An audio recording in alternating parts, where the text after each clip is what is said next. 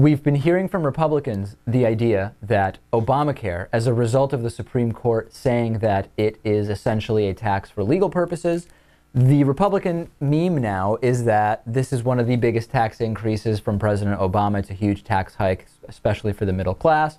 Obama's a tax raiser, tax raiser, tax raiser. It turns out it's not the case, Lewis. Are you surprised or when you hear Republicans say a Democrat is raising taxes on them? Do you always assume it's true? I assume they're lying or misinformed. Oh, that's usually your assumption? Yes. Okay. Well, let's look at the information. So what's the argument? The argument is people will have to pay a penalty for not having health care, and therefore that is a tax. It is indistinguishable from a tax. It will be an IRS transaction. It is a tax, and a lot of people will be taxed.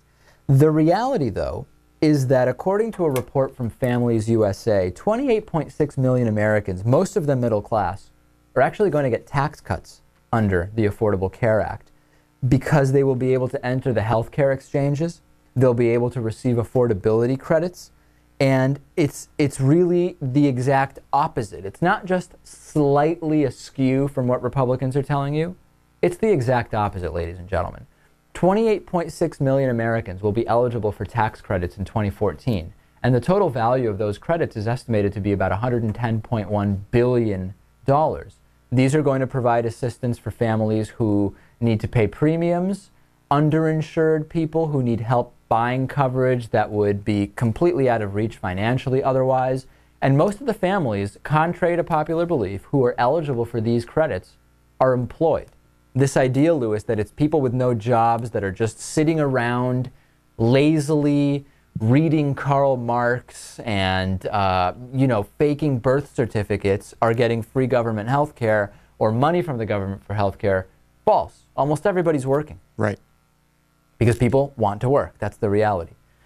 People who have incomes between 2 and 4 times poverty, so between $44,100 and $88,200 for a family of 4, based on 2010 guidelines, also are going to be eligible for tax credits. So let's be honest, if you're making $50,000 and you have a family of 4, it's probably logical that you aren't necessarily, given the huge increase in premiums, going to be able to afford good coverage.